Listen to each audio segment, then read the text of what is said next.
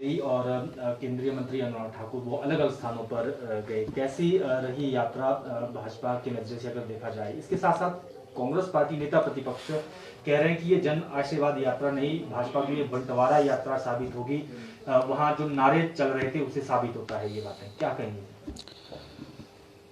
जन आशीर्वाद यात्रा केवल और केवल हिमाचल प्रदेश में नहीं बल्कि पूरे भारतवर्ष के अंदर चली। जो भी नए मंत्री बने हैं, आदरणीय श्री नरेंद्र भाई मोदी जी ने ये कहा है कि वो अपने अपने क्षेत्र में जाएं, लोगों का आशीर्वाद लें। उसी संदर्भ में श्री अनुराग ठाकुर जी, जो कि हिमाचल प्रदेश की तरफ से कैबिनेट मिनिस्टर बने हैं, उनकी यात्रा पूरे हिमाचल प्रदेश में गई और लोगों ने किस प्रकार से उसका स्वागत किया, किस तरीके से लोग लंबे समय तक उसका इंतज़ार करते रहे, उस यात्रा का इंतज़ार करते रहे, ये सब लोगों ने अपनी आंखों से देखा है। तो मैं तो ये कह सकता हूँ कि पूरे हिमाचल प्रदेश के अंदर एक जो पार्टी के कार्यकर्ता हैं उनमें जोश भरा है और पार्टी के कार्यकर्ता बूथ स्तर तक उस यात्रा में इन्वॉल्व हुए हैं। और यहाँ तक आप कांग्रेसियों की बात कह रहे हैं, कांग्रेसियों के लिए तो ये जो यात्रा है ये उनके विनाश का कारण बनेगी। आज जिस प्रकार से इस यात्रा का स्वागत हुआ है, जिस प्रकार से सब नेताओं ने मिलकर इस यात्रा को सफल बनाया है, अगर यही यात्रा कहीं कांग्रेस की होती तो आप क्या हाल देखते, क्या होना था। ये तो एक छोटी सी मीटिंग करते हैं मंडी के अंदर, तब भी इनकी हाथापाई होती है। यहाँ इतने बड़े क्षेत्र के अंदर से ये यात्रा गई है और भारतीय जनता पार्टी के लिए ये एक लाभदायक सिद्ध होगी। और निश्चित तौर से कांग्रेसियों को इस बात की तकलीफ है कि जो इतनी बड़ी मोबिलाइजेशन जो पूरे हिमाचल प्रदेश में हुई है, उसके कारण से उनका दर्द मैं समझता हूँ। सर, एक महत्वपूर्ण बैठक जो क्षेत्रीय बोर्ड कर्मचारी बीमा निगम है उससे जुड़ी हुई है और एक ट्रिब्यूनल बनाने को लेकर चर्चा चल रही है, क्या उसमें रहेगा सर? हाँ, क्षेत्रीय बोर्ड कर्मचारी बीमा निगम की कल बैठक हुई थी। इसका मैं आपको थोड़ा सा ये बताना चाहता हूँ कि ये जो हमारा कर्मचारी बीमा निगम है, ये बोर्ड है, इसमें जो लोग फैक्ट्री के अंदर काम करते हैं और जिनका एम्प्लॉइज प्रोविडेंट फंड कटता है, वो इस निगम के साथ जुड़े होते हैं।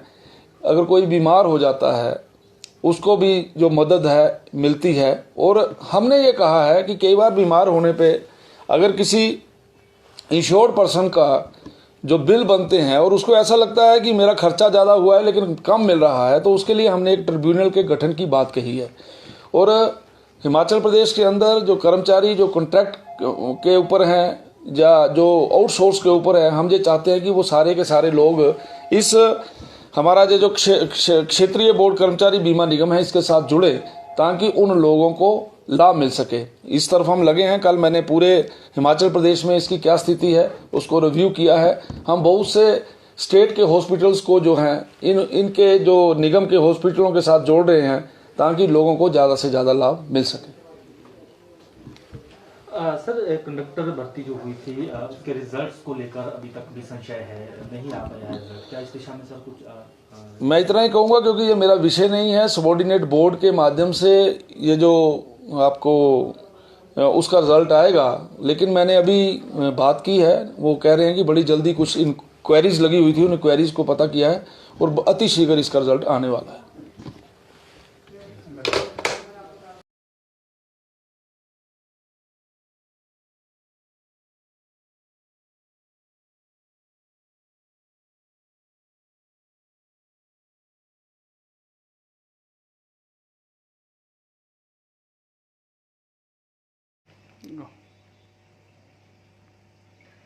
सर, जन आशीर्वाद यात्रा निकाली गई, केंद्रीय मंत्री अनुराग ठाकुर पूरे हिमाचल में अलग अलग स्थानों पर घूमे।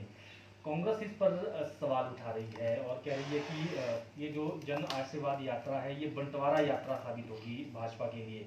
वहाँ पर जो है वो कहीं ना कहीं नारे लगे हैं नेताओं के, अलग अलग की बातें वहाँ हुई हैं। आप क्या कहना चाहेंगे? और जिस तरह की रैली रही, आप खुद भी मौजूद रहे, ऊना में भी मौजूद रहे, कैसी रही ये यात्रा? जन आशीर्वाद यात्रा आदरणीय अनुराग ठाकुर जी पूरे प्रदेश के अंदर 5 दिन का एक लंबा प्रवास रहा और एक बहुत भारी जन समर्थन जो है वो इस यात्रा को मिला। लेकिन जहां कांग्रेस के प्रतिपक्ष के नेता या दूसरे नेता जो हैं, कोई इसको बंटवारा यात्रा कह रहे हैं, कोई आफत यात्रा कह रहे हैं, मैं ये समझता हूँ ये 4 वर्ष के अंदर जो प्रदेश के अंदर भारतीय जनता पार्टी की सरकार चली है और देश के अंदर नरेंद्र मोदी जी के नेतृत्व में जो यात्रा पूरे देश के अंदर जहाँ जहाँ नए मंत्री बने हैं और 7 वर्ष के कार्यकाल मोदी जी का जो रहा है, इस यात्रा से ये साबित हो गया है कि भारतीय जनता पार्टी के प्रति आज भी उतनी ही आस्था है जितनी आस्था पहले थी। और आने वाला जो चुनाव है 2022, ये कांग्रेस के लिए ही आफत होगी और ये कांग्रेस के लिए ही बंटवारा होगा। कांग्रेस जो एक जो शेख चिल्ली की कहानियाँ सुनी हैं, आज वैसे महल प्रतिपक्ष के नेता जो है वो खड़ा करना चाह रहे हैं, वैसा होगा नहीं। भारतीय जनता पार्टी की सरकार प्रदेश में 2 वर्ष अगले 2022 में जो है वो फिर से बनेगी, ये मैं कहना चाहता हूँ। लेकिन प्रदेश की जनता, माननीय मोदी जी ने जो निर्णय लिया कि श्री अनुराग ठाकुर जी एक छोटे से प्रदेश को एक बहुत बड़ा महत्व राष्ट्रीय राजनीति में दिया। यहाँ पर सम्मानीय राष्ट्रीय अध्यक्ष यहाँ से हैं, सम्मानीय अब केंद्रीय मंत्री और महत्वपूर्ण विभाग की जिम्मेवारी जो थी उसके प्रति एक आभार यात्रा थी। बहुत जन समर्थन जो है वो मिला है। मैं इसके लिए प्रदेश की जनता का बहुत बहुत आभार व्यक्त करता हूँ। सर, अब जो है मक्की की फसल की किसानों की आने वाली है, क्या सरकार हिमाचल प्रदेश में क्या व्यवस्था करेगी? जैसे MSP पर गेहूं तो FCI ने लिया है, मक्की के लिए क्या व्यवस्था करेगी?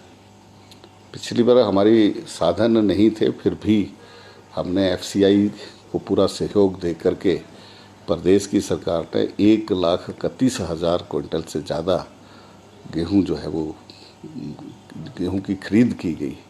और अब वैसे ही हम धान की फसल की भी जो है वो खरीद करने जा रहे हैं। लेकिन एक बहुत बड़ा एक भाग है प्रदेश के अंदर 10 जिलों के अंदर जहां पर मक्की का जो है किसान जो है वो मक्की बोता है। और पिछले वर्ष हमने देखा कि बम्पर क्रॉप होने के बाद भी उसको सही दाम जो है वो नहीं मिल पाया।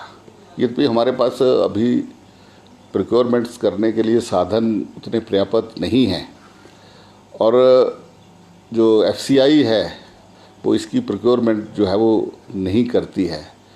लेकिन हम एक व्यवस्था खड़ी कर रहे हैं कि किसान को बाज़ार उपलब्ध कराया जाए ताकि उसको अच्छा दाम जो है वो मार्केट में मिले।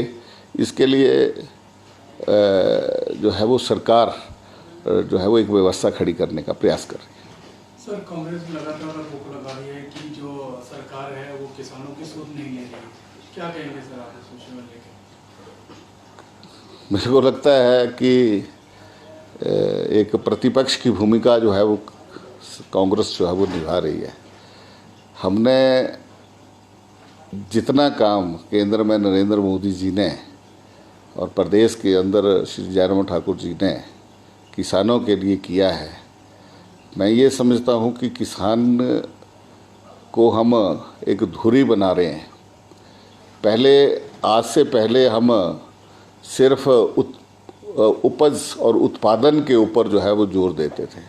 उत्पादन देश के अंदर बढ़ा निश्चित रूप से, लेकिन किसान आत्महत्या की ओर बढ़ता रहा, आगे जाता गया।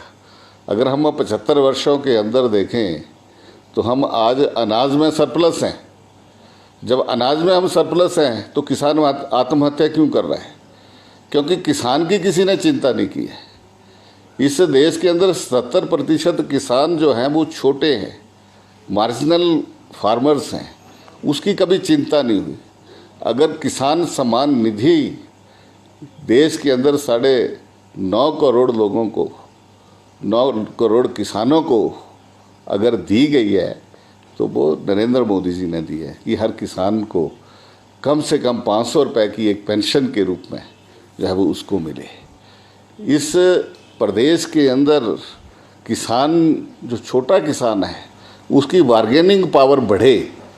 फार्मर प्रोड्यूसर ऑर्गेनाइजेशंस की बात की, 1 लाख करोड़ रुपए का इंफ्रास्ट्रक्चर्स जो कि कृषि और उसके अलाइड सेक्टर्स कि छोटा किसान है, खेती में अगर उसको नुकसान हो जाता है तो उसकी अलाइड एक्टिविटीज़ फिशरी है, एनिमल हस्बेंड्री है, पोल्ट्री है, अगर उससे उसको आय होती है तो किसान को आत्महत्या की तरफ जाना नहीं पड़ेगा। उसकी कमी जो है वो वहाँ पर उसकी कमी जो है वो पूरी होगी। इसके लिए अगर किसी ने सोचा किसान के बारे में तो वो नरेंद्र मोदी जी की सरकार ने सोचा। हिमाचल प्रदेश के अंदर हम एक विकल्प के रूप में कि रासायनिक खेती और पेस्टिसाइड वाली कीटनाशक जो है वो महंगी खेती हो रही है, रासायनिक खेती जो है वो महंगी हो रही है। छोटा किसान है, उसकी खेती के ऊपर जो है वो खर्चा ज़्यादा आ रहा है, आमदन कम हो रही है। हमने उसके विकल्प के रूप में प्राकृतिक खेती दी है और इसमें 1,18,000 किसान जुड़े हैं। आज ये शुरुआत की है। प्राकृतिक खेती की सही मार्केटिंग हो, प्राकृतिक खेती के लिए जो है वो हमारे परंपरागत जो बीज है उसका उत्पादन बढ़े। हम हिमाचल प्रदेश को बीज उत्पादन करने वाला प्रदेश बनाएं।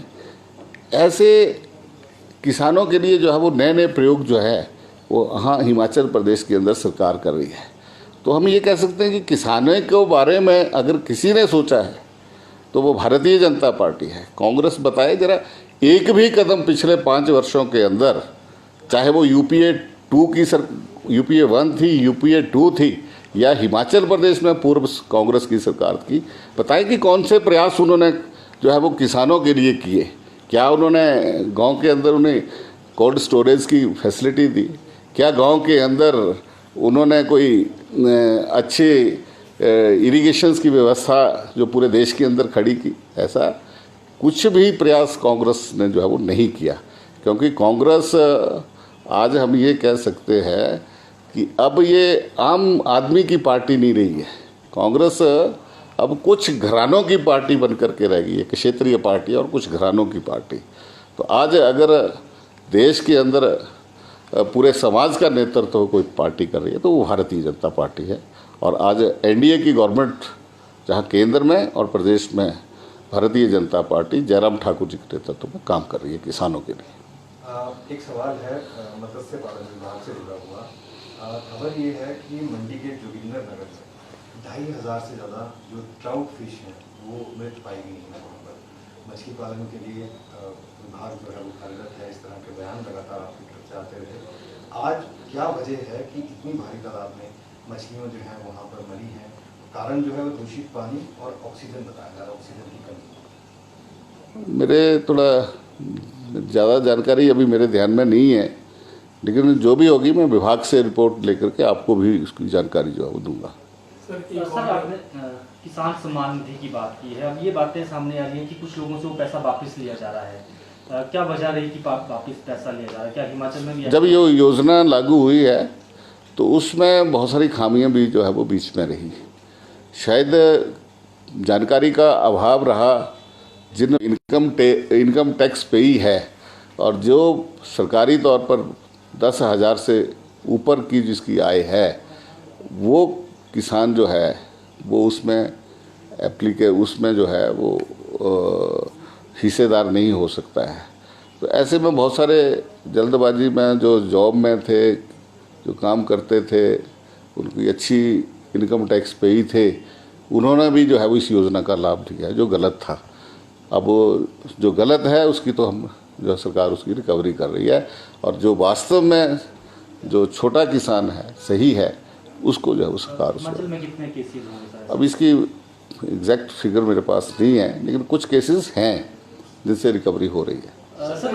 रिकवरी शुरू कर दी है सरकार। ये वैसे ये विषय रेवेन्यू का है, मेरे से जुड़ा हुआ विषय नहीं है, लेकिन पिछले विधानसभा पिछले सत्र में माननीय हमारे राजस्व मंत्री जी ने कहा था कि इसकी रिकवरी हम शुरू कर दी। सर एक और प्रश्न है सर मेरा कि जो ढली है सर, ढली में किसान भवन जो है बनाया जा रहा है सर, काफी टाइम से उसका मामला लटका हुआ है सर, तो उसके ऊपर क्या कहेंगे सर? क्योंकि किसान जो आते हैं सर उसका विरोध कर रहे हैं कि हमें बाहर रहना पड़ता है, किसानों के लिए रहने के लिए जगह नहीं है, तो सरकार वहाँ पर किसान भवन भी बना है, सही व्यवस्था वहाँ पर की है, लेकिन जैसे आपने कहा है कि वहाँ पर ठहरने की ठीक व्यवस्था नहीं है, उसको मैं मेरे ध्यान में आपने लाया, मैं आज ही उससे विभाग को कहूँगा। उसके सर टेंडर भी हो गए हैं पर वो अभी तक आगे दे नहीं पाए हैं सर किसान भवन को, मतलब लीज पर। नहीं, मैं इसकी सारी जानकारी इसमें। सर अभी जो विधानसभा में कैग रिपोर्ट आई थी उसमें आपके डिपार्टमेंट से जुड़ा भी एक विषय जो है आया और उसको लेकर काफ़ी राजनीति भी हुई है। आखिर क्या पूरा मामला था, क्या कार्रवाई इसमें हुई है और चारा घोटाला जैसा नाम भी दिया गया?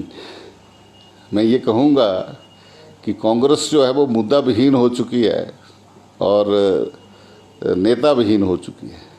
4.5 वर्षों में उसे 4 वर्षों के अंदर जो है वो खूब खंगालने के बाद भी उसको कुछ नहीं मिल रहा है।